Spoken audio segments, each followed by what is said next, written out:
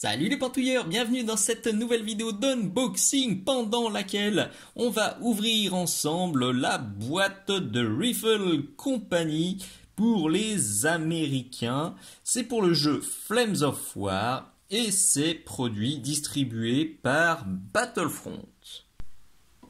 Pour commencer, un immense merci à Kevin de chez Battlefront qui m'a envoyé cette très belle boîte pour que je puisse vous la présenter et peindre plein de petits pitous à l'intérieur. Donc c'est de nouveau une Rifle Company. Voilà, pardonnez-moi mon accent, je vais pas faire d'efforts Ibros, j'ai tout francisé. Donc Rifle Company, bon, je vous en ai déjà présenté une autre boîte il y a quelques semaines, là. Je vous la mets aussi dans la description, je vous la remets à la fin également de cette vidéo. C'était cette fois-ci pour les soviétiques, là on est pour les américains et cette fois-ci on a 156 figurines dans la boîte. Si vous voulez voir très exactement et très en détail le contenu, vous avez juste à taper sur internet Rifle Company UBX58 et vous tombez sur une page complète sur le site de Flames of War où vous voyez plein de détails et vous voyez toutes les figurines. Je vous mets aussi le lien qui mène directement au site de Flames of War dans la description si vous voulez creuser un petit peu plus. Mais on a aussi plein d'infos au dos de la boîte. Donc on aura 6 grappes d'infanterie, 2 grappes de commandement et des cartes, et puis merci le soleil. Il y a là aussi une photo plus détaillée. Je le redis, je ne suis pas un spécialiste de la Seconde Guerre mondiale, pas du tout. Moi, ces figurines, je vais les utiliser pour un univers uchronique. Donc j'ai besoin de petits soldats comme ça. Ils conviennent parfaitement, mais je ne vais pas les peindre exactement avec le schéma officiel, entre guillemets, le schéma historique de la Seconde Guerre mondiale. Et puis je connais pas bien les équipements, donc pardonnez-moi de nouveau si je dis des bêtises, vous pouvez me le dire dans les commentaires avec beaucoup de bienveillance s'il vous plaît, ce sera toujours beaucoup plus sympathique. Donc vous avez le détail qui est ici, et ce que je vous propose c'est qu'on regarde tout de suite ce qu'on a dans la boîte. Et dur, on a de nouveau un gros sachet de socles, ces socles je les kiffe toujours autant, ils sont très malins, donc ça c'est pour jouer à Flames of War. Moi, ce que je trouve très intéressant, c'est, vous voyez, la répartition des petits gars, donc c'est par 4 hein, la plupart du temps. C'est différent en fonction des socles. Il y a plusieurs schémas, on va dire, plusieurs patterns différents. Donc ça permet d'avoir quelque chose sur la table, un résultat qui est assez aléatoire et qui est vraiment sexy. Vous avez là les socles qui sont plutôt pour les unités de commandement. Vous avez, si besoin, de quoi boucher certains trous. Bref, les socles, ils sont absolument parfaits. On a un sachet de petites cartounettes. Je vous ferai un petit focus sur les cartes un peu plus loin. Et voilà, on a du papier bulle et on a du monde de ouf.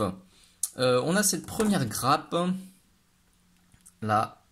Donc cette première grappe on l'a 6 fois et cette seconde grappe on l'a 2 fois. Donc là, alors, comme la luminosité est un peu space avec le rayon du soleil qui m'embête, je vais directement switcher sur le setup plus précis et comme ça on peut mater bien plus en détail les petits pitous. Voyons déjà les cartes, je vais passer très vite. Si vous voulez voir ça plus en détail, je vous invite à faire un petit arrêt sur image. Alors je les penche un peu, sinon on se prend des reflets terribles dans la tronche. Mais voilà, faites une petite pause et vous pourrez regarder plus en détail et plus longuement si le jeu Flames of War vous intéresse. J'ai bugué à cause du Fighting First. Donc ça fait vous intéresse, mais non.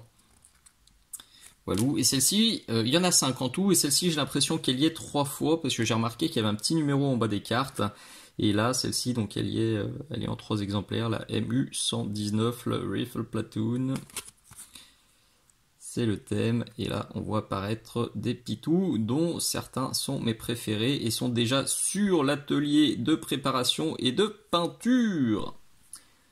Pour rappel, vous avez donc la grosse grappe en 5 exemplaires, et la petite en 2 exemplaires. Je ne l'ai pas redit au début de la vidéo, mais vous l'aviez probablement compris, c'est des figurines à l'échelle 15 mm. Ça, c'est un socle de 20 mm, et vous voyez, c'est petit, petit, petit, petit.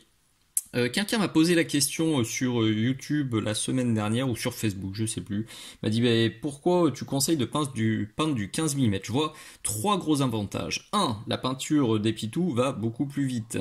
2. La peinture des décors et de la table de jeu va aussi beaucoup plus vite. Donc on peut rapidement se trouver avec une grosse armée et une grosse table full peinte pour un temps beaucoup plus petit, beaucoup plus faible que si on devait faire ça en 28-32 mm. Et d'un point de vue peinture pure, j'invite mes élèves à faire des essais aussi sur du 15 mm parce que ça permet de bosser à fond la maîtrise du pinceau, la maîtrise de la dilution, la pointe de son pinceau, la lisibilité de la figurine, etc., etc. Cette échelle-là, elle pardonne pas. Si vous n'êtes pas précis, si vous n'êtes pas lisible, si vous n'avez pas un bon schéma de couleur, si vous ne bossez pas vos contrastes, une fois que c'est fini, on voit que dalle. Donc personnellement, c'est une échelle que j'adore, que vous allez voir beaucoup sur ma chaîne, en alternance avec des projets en 28-32 mm. Mais perso, je vais faire beaucoup plus de 15 mm, et c'est un truc que je conseille à tout le monde parce que c'est très très chouette comme échelle. On va commencer par la petite grappe, donc en 2 exemplaires. Avec des poses toujours aussi sympathiques et variées. C'est ça que j'adore dans la gamme de Flames of War, c'est qu'ils ont fait un énorme effort pour faire des poses très variées, très dynamiques. On n'est pas sur des soldats qui bougent pas, qui ont tous la même pose. Non, il y a de tout. Celui-ci en train de crier, très cool. Celui-ci en train de recharger aussi. Celui-là en train de tirer. J'aime beaucoup la radio. Oui, celui-ci, il est sur mon bureau. Je suis en train de le préparer. Donc, il sera peint bientôt. Vous le verrez bientôt sur le Facebook et l'Instagram. Dimitri Dim 69 Minisoc. Vous voyez le niveau de détail quand même pour cette échelle. Hein. Je vous remets mon doigt à côté, mais c'est hallucinant. C'est hallucinant. Et la qualité des tirages est très bonne. Donc, contrairement aux soviétiques où on avait des grappes en plastique dur et de la Ciocast ou du Ciocast, là full plastique dur, du plastique de maquette, très très bien moulé, très finement détaillé, c'est top moumoute. Et l'autre grappe, là on a aussi des persos qui sont agenouillés, notamment ceux avec les bazookas, mais il y en a aussi des debout. Tchac, tchac, tchac, lui qui se bouche les oreilles, qu'elle kiffe aussi, avec son pote pour me faire un petit socle de mortier. Ça va être top. On va déjà faire ceux qui sont dans ce sens-là. Tchac, tchac, tchac. On a les 2 gars aussi qui sont couchés dans l'herbe avec la grosse mitrailleuse. Tchac, tchac, tchac, tchac. C'est hallucinant d'arriver à faire des figurines aussi détaillées, aussi bien fichues à cette échelle. Quel kiff, quel kiff, quel kiff. Celui-ci aussi, je suis en train de le préparer. J'ai fini hier soir, je crois. Il doit être collé sur son socle de mémoire. Donc voilà, c'est très très très joli. C'est encore une fois ultra sexy, ultra détaillé. C'est du bonheur pour les peintres, c'est du bonheur pour les joueurs. Ils sont très très belles. Je cherche, je crois que c'est lui. Yes! Je cherchais sur la grappe, j'ai mis il est où? Vous voyez, il est juste là. On voit un peu la différence entre juste on a le plastique.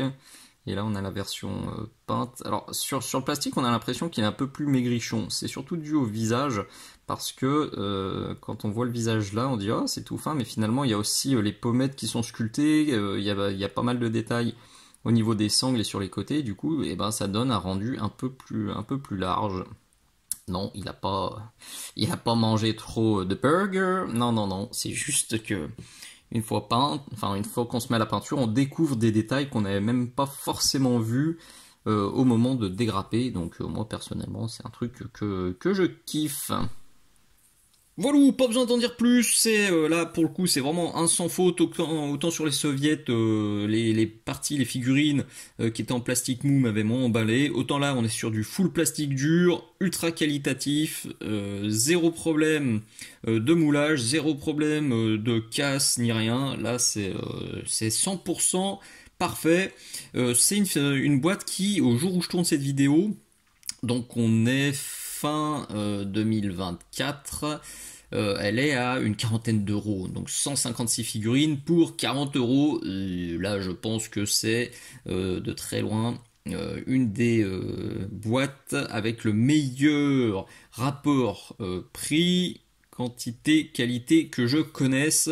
Donc ça peut être un premier pas dans la peinture des figurines en 15 mm. Franchement, si vous voulez faire des essais, si vous voulez même prendre la boîte à plusieurs, si votre objectif c'est juste de faire mumuse et de faire des exercices, et ben vous pouvez la prendre avec plusieurs copains. Vous pouvez il y a déjà 5 grappes comme ça, donc il y a de quoi faire. Et je suis même à peu près sûr que si vous faites ça, et ben vous allez être mordu à cette échelle et vous allez vouloir vous monter des petites bandes aussi, parce qu'il y a plein de systèmes qui permettent de jouer ces bandes là sur des jeux d'escarmouche en 15 mm, notamment Mars Code Aurora. Personnellement c'est principalement pour ce jeu là que je me monte des petites bandes, mais je sais qu'il y a d'autres systèmes aussi.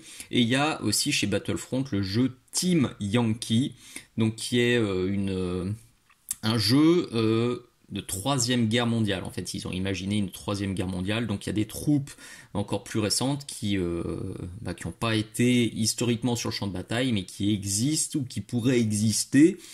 Et le plastique, je vous le montrerai dans quelques temps, est encore plus qualitatif. On passe encore un pas dans la qualité des sculptures et des tirages, c'est absolument hallucinant. Et j'entends que du bien de Flames of War et de Team Yankee.